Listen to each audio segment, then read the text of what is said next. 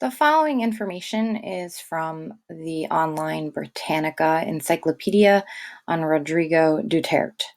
During his more than 2 decades as mayor of Davao City, the controversial politician transformed the city from a haven of lawlessness into one of the safest areas in Southeast Asia.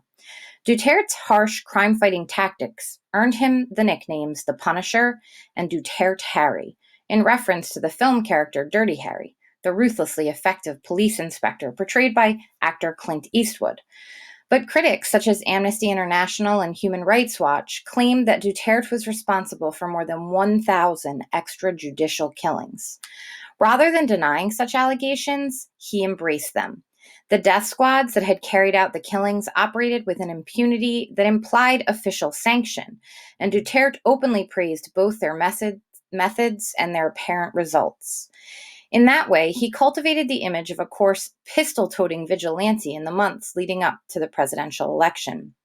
His anti-establishment message took hold among a Filipino public weary of official corruption, and his brash, over-the-top rhetoric led to comparisons of him to U.S. Republican presidential hopeful Donald Trump.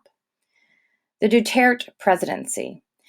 On June 30th, 2016, Duterte was inaugurated as president of the Philippines. In his first 6 months in office, more than 6,000 people were killed in Duterte's war on drugs. A fraction of those deaths occurred during police operations. The overwhelming majority were extrajudicial killings by death squads. Metro Manila's funeral parlors were strained beyond capacity, and hundreds of unidentified or unclaimed bodies were interred in mass burials.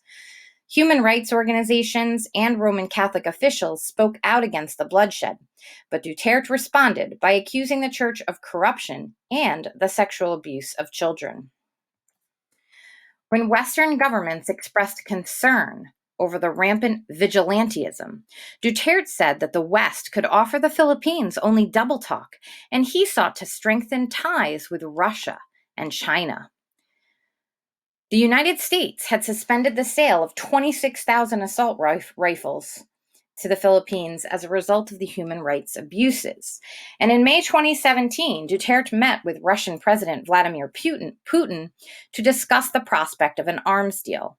While Duterte was in Moscow, a series of deadly clashes erupted in Marawi between Filipino troops and Islamist fighters linked to the Islamic State in Iraq and the Levant, ISIL, also called ISIS. Duterte cut short his trip and declared a state of martial law covering the entire island of Mindanao. Although government forces retook Marawi and quashed the rebellion, the declaration was renewed through the end of 2019, making it the longest period of martial law in the Philippines since the Marcos era. In February 2018, the International Criminal Court opened a preliminary investigation into the more than 12,000 deaths that had occurred during Duterte's war on drugs. 12,000 deaths. And I have a little footnote about the ICC. It's a permanent judicial body established by the Rome Statute of the International Criminal Court, 1998, to prosecute and adjudicate individuals accused of genocide, war crimes, and crimes against humanity.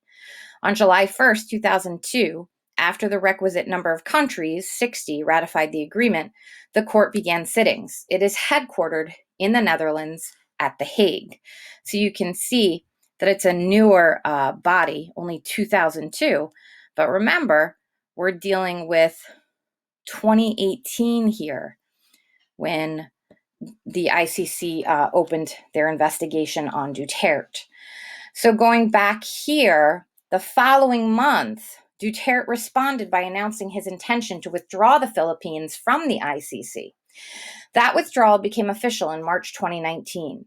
International and domestic human rights organizations continue to remain sharply critical of Duterte, but he dismissed them, going so far as to instruct police to shoot activists if they were obstructing justice. Press freedoms were also curtailed, and Maria Ressa, the co-founder of a news website that had documented the worst excesses of Duterte's anti-drug campaign, was arrested numerous times on questionable charges. Duterte remained widely popular with the Filipino public, however, and voters in May 2019 delivered a resounding endorsement of the president's agenda by backing a slate of pro-Duterte candidates. Duterte maintained his hold on the House of Representatives, and by taking control of the Senate, he removed what was the only effective check remaining on his administration.